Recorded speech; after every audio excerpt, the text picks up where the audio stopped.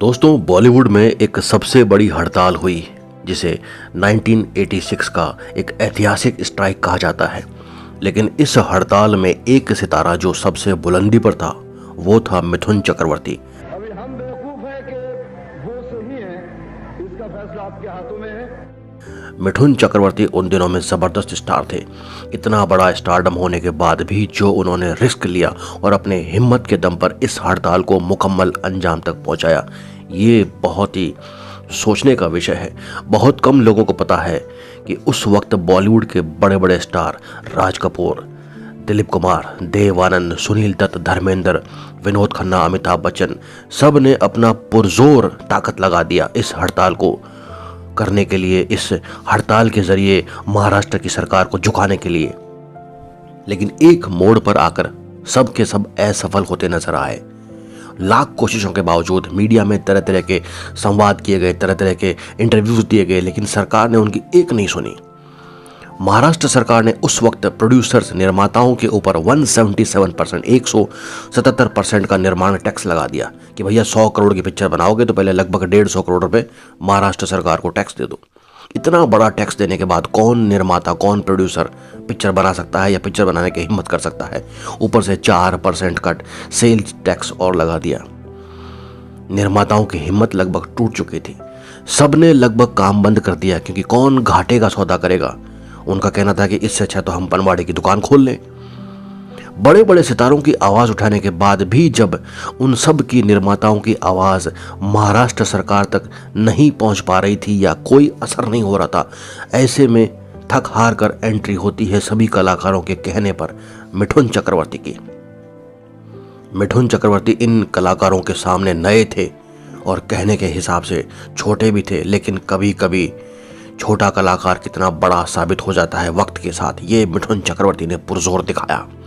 मिथुन चक्रवर्ती का दिमाग देखिए, इंसान का दिमाग ही है जो उसे नीचे से ऊपर तक ले जाता है। फर्श से अर्श तक का सफर इंसान की हिम्मत और उसका दिमाग ही है जो उसका साथी होता है। मिथुन चक्रवर्ती ने पूरे इस सीन को बहुत ही बारीकी से ऑब्जर्व किया कि बड़े बड़े कलाकार फेल हो गए भाई, लेकिन नीचे से, जमीन से, आम आदमी के धरातल से उठकर आया हुआ इंसान कभी कभी बहुत दिमागदार हो सकता है। उन्होंने बिल्कुल बारीकी से इस केस को स्टडी किया और कहां से नस पकड़ी कि इतने बड़े बड़े कलाकार मंच पे खड़े हैं फिर भी ये हड़ताल का कुछ असर नहीं हो रहा है। कैसे मैं इस हड़ताल को अंजाम दे सकता हूं कि सफलता के मुकाम तक पहुंचे। बंदे ने सबसे पहले मुलाकात की जाकर अपने आप अकेले, किसी बड़े कलाकार को साथ लिए बगैर। मिथुन चक्रवर्ती सुबह सुबह गाड़ी उठाए और दनाते हुए पहुंच गए बाला साहब ठाकरे के बंगले पर, क्योंकि उन्हें पता है कि महाराष्ट्र में उस वक्त सरकार भले ही कांग्रेस की थी, लेकिन महाराष्ट्र सदा से ही शिवसेना के हाथ में रहा है और शिवसेना सुप्रीमो बाला साहब ठाकरे के हाथ में रहा है। देखिए, दिमाग देखिए, एक हीरो हमेशा हीरो ही होता है और हीरो ही पूरी फिल्म की जड़ को पकड़ सकता है। सारे कलाकार रोड पर थे, मीडिया के सामने भाषण दे रहे थे, इंटरव्यूज कर रहे थे, लेकिन सब कुछ बेकार। मिथुन चक्रवर्ती ने कैसे कान पकड़ा है इस हड़ताल का। बाला साहब से मुलाकात हुई सुबह सुबह 8 बजे और मिथुन चक्रवर्ती ने बताया कि सर, महाराष्ट्र आपके हाथ में है, कांग्रेस भले ही राज कर रही है, लेकिन कलाकारों के इस भावनाओं को आप समझिए। अगर ये रहा हाल तो यहाँ फिल्म इंडस्ट्री बंद हो जाएगी। पूरे देश का आधा टूरिज्म जो है वो मुंबई में आता है और उसकी चकाचौंध फिल्म इंडस्ट्री है। कल्चर जो एक सांस्कृतिक धरोहर होती है वो पूरे देश में सिर्फ और सिर्फ मुंबई फिल्म इंडस्ट्री ही बांटती है, परोसती है। पूरे देश के सभी धर्मों को एक साथ अगर जोड़ने का काम किया है तो वो सिर्फ फिल्मों ने किया है। काफी कुछ हद तक मिथुन चक्रवर्ती ये समझाने में कामयाब रहे कि इंडस्ट्री अगर बंद हो गई तो देश का आधा हिस्सा बंद हो जाएगा, क्योंकि फिल्मों ने ही हिंदू, मुसलमान, सिख, ईसाई, पारसी, जैन, बौद्ध सब धर्मों के लोगों को जोड़ कर रखा है। बाला साहब को मिथुन चक्रवर्ती की बातें समझ में आई और जैसे ही बाला साहब को समझ में आई उन्होंने आशीर्वाद दिया, इस हड़ताल में मैं तुम्हारे साथ हूं, जाओ। अब अगर कोई धरातल पर तकलीफ हो तो बाला साहब तुम्हारे पीछे खड़ा है। देखिए, सबसे ऊपर से सपोर्ट लेने के बाद मिथुन चक्रवर्ती की सोच देखिए, वो कहाँ गए। वो सीधे के सीधे गए उन technicians, light man, spot boy, production वाले, सेट डिज़ाइनर वाले, जो टेक्निकल काम करते हैं बॉलीवुड फिल्म इंडस्ट्री में, जो इंडस्ट्री के लेबर हैं, लेबर यूनियंस हैं, उन सबको बुलाकर मिथुन चक्रवर्ती ने एक मीटिंग की कि आप इस हड़ताल में नहीं जुड़ रहे हैं। बड़े बड़े कलाकार, इतने बड़े बड़े दिग्गज रोड पर हैं और वो हड़ताल का हिस्सा हैं, तो ये निर्माताओं की या फिल्म कलाकारों की लड़ाई नहीं है, ये टेक्नीशियंस और आम कारीगर, आम लेबर वर्कर की भी लड़ाई है। अगर निर्माता ने फिल्म बनाना बंद कर दिया तो एक फिल्म से 1000 टेक्नीशियंस का घर चलता है, वो भी बंद हो जाएगा। मिथुन चक्रवर्ती के इतना समझा देने भर से ही सारे जितने भी यूनियंस थे, जो टेक्नीशियंस थे, लाइटमैन, स्पॉट बॉय, लाखों की तादाद में वो सारे टेक्नीशियन उस हड़ताल का हिस्सा बन गए। और जैसे ही इतने सारी तादाद के कारीगर उस हड़ताल का हिस्सा बने, बम्बई की सड़कों पर अक्टूबर 1986 का वो दिन ऐतिहासिक था, जब 1 लाख लोग लगभग सड़क पे थे। उनकी नुमाइंदगी कर रहे थे बड़े बड़े सुपरस्टार, और पीछे खड़ी थी फिल्म की छोटी से छोटी यूनिट के वो कलाकार, वो टेक्नीशियन, वो कारीगर, वो कामगार, सब तरह के लोग उस दिन महाराष्ट्र की सड़क पर थे।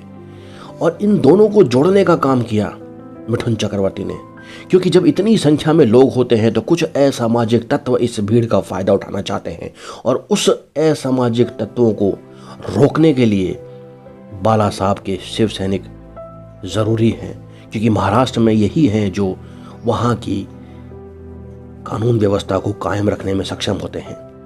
बाला साहब का आशीर्वाद मिलते ही इतनी तो गारंटी है कि असामाजिक तत्व उस भीड़ का फायदा नहीं उठा पाएंगे। और उतनी भीड़ जुटाने के लिए मिथुन चक्रवर्ती ने यह दाव खेला। देखिए, ऊपर से नीचे तक इस सिरे को जोड़ने के बाद उन बॉलीवुड के तमाम स्टारों को जो सहयोग मिला है, जो मंच मिला है, उसी मंच के जरिए महाराष्ट्र की कांग्रेस सरकार प्लेटफॉर्म पर आई और बात करने को मजबूर हुई उन कलाकारों से, उन निर्माताओं से, बॉलीवुड के बड़े बड़े दिग्गज प्रोडक्शन हाउसेस के मालिक से, कि क्या किया जाए, ये टैक्सेस लगाए जाएं या हटाए जाएं। पर्दे के पीछे का सारा खेल मिथुन चक्रवर्ती ने अंजाम दिया। अगर वो बाला साहब ठाकरे से नहीं मिलते, अगर वो यूनियन के कलाकारों से, यूनियन के टेक्नीशियन से नहीं मिलते और उन सबको एक साथ मंच पर हड़ताल में शामिल नहीं करवाते, तो वो हड़ताल कभी भी मुकम्मल नहीं होती और महाराष्ट्र सरकार के वो टैक्स फिल्म इंडस्ट्री पे लागू होते और आज लगभग फिल्म इंडस्ट्री बंद हो चुकी होती, क्योंकि इतने बड़े टैक्सेस देने के बाद कोई भी निर्माता फिल्म नहीं बनाता, इस बात की गारंटी है। महाराष्ट्र सरकार, कांग्रेस सरकार जो उस वक्त थी, उनको झुकना पड़ा। और उस वक्त सांसद थे सुनील दत्त साहब, अमिताभ बच्चन, इन दोनों को बुलाकर लगभग 6 घंटे मीटिंग हुई और पूरी फिल्म इंडस्ट्री का रुख जानने की कोशिश की। 3 दिन की उस घनघोर हड़ताल के बाद मुंबई की सड़कों पर बड़े बड़े सुपरस्टार्स और 1 लाख लोगों की तादाद में जब इतनी भीड़ देखी, तो सत्ता का हिलना बहुत जरूरी हो जाता है। सत्ता हिली, बाकायदा निर्माताओं की बात सुनी गई और वो सारे के सारे टैक्स वापस लिए गए। सुनील दत्त साहब ये समझाने में कामयाब रहे, सांसद होने के नाते, कि एक तरफ महाराष्ट्र सरकार उस वक्त 1986 जब बॉलीवुड में माफियाओं का दौर था, इतनी बड़ी पायरेसी होती थी, हर फिल्म की पायरेसी होती थी, हर निर्माताओं को पायरेसी के जरिए लाखों करोड़ों रुपए का नुकसान होता था। सरकार एक तरफ पायरेसी रोकने में तो पूरी तरह से नाकामयाब है, निर्माताओं को नुकसान होता है, उसके बावजूद इतने सारे टैक्सेस लगाने के लिए आमदा है। कोई निर्माता फिल्म बनाएगा तो कैसे बनाएगा? अगर आप में हिम्मत है तो आप पायरेसी रोकिए, पायरेसी रोकिए, निर्माताओं का घाटा रोकिए, तब निर्माता भी टैक्स देने की स्थिति में बने। जब तक आप पायरेसी नहीं रोक सकते, तब तक आपको और टैक्स लगाने का कोई हक नहीं है। ये बात सुनील दत्त साहब सरकार को समझाने में कामयाब रहे और यही हड़ताल का मकसद था कि हमारी दुकान में नीचे से सुराग है, जिसे पायरेसी कहते हैं, जिसको माफिया कंट्रोल करता है, सरकार की हिम्मत नहीं उसे रोक सके। ऊपर से दूसरा सुराग सरकार करना चाहती है टैक्सेस लगा के 177%, 177% टैक्स कौन दे सकता है निर्माण पर? सरकार की हिम्मत है तो वो माफिया का सुराग बंद करके दिखाए। निर्माता 4 पैसे कमाएगा तो 2 पैसे जरूर देगा टैक्स में। बहरहाल 1986 में वो पायरेसी वाला सुराग तो सरकार बंद नहीं कर पाई, वो तो बदस्तूर जारी रहा। लेकिन सरकार को झुकना पड़ा और ये निर्माण के भारी भरकम टैक्स जरूर हटाने पड़े। 3 दिन की वो हड़ताल सफल हुई। बॉलीवुड में सफलता का परचम लहराया गया कि उन्होंने एक मंच पर आकर लड़ाई लड़ी और सरकार से जंग जीती। लेकिन इस जंग का महानायक था मिठुन चक्रवर्ती, जिसने बाला साहब की एंट्री करवाकर इस जंग का पासा पलट दिया। यही होते हैं महानायक। सुपरस्टार मिठुन चक्रवर्ती ऐसे ही नहीं बने हैं। 30 साल तक बॉलीवुड पर राज किया। हीरो का दिमाग बिल्कुल राजा की तरह होता है। कैसे सेनापति और सैनिक को जोड़ा जाता है, कैसे राजा और चतुर और शातिर दिमाग वाले लोगों को इससे दूर किया जाता है जंग से, जो इस जंग को हराने पर आमदा थे।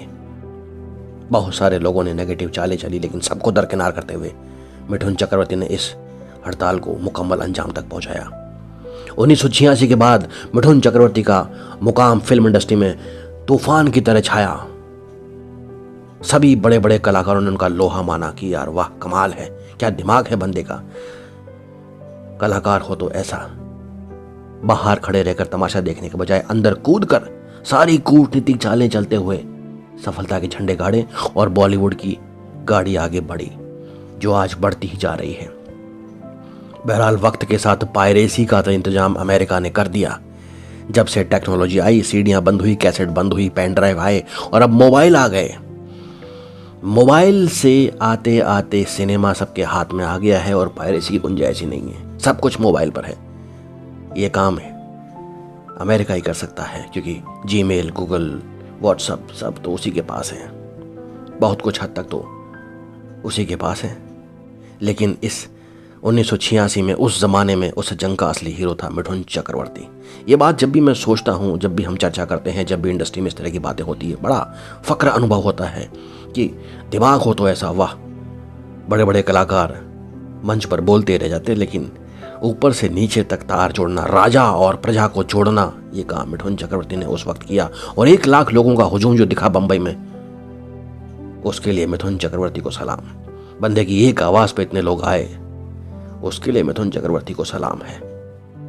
सलाम है मिठुन चक्रवर्ती को कि बड़े बड़े कलाकार मंच पर मुस्कुरा पाए। वाह मिठुन दा, वाह। दोस्तों, किस्सा जहन में तो सोचा आपके साथ साझा करूं। उम्मीद है आपको वीडियो पसंद आएगा। धन्यवाद।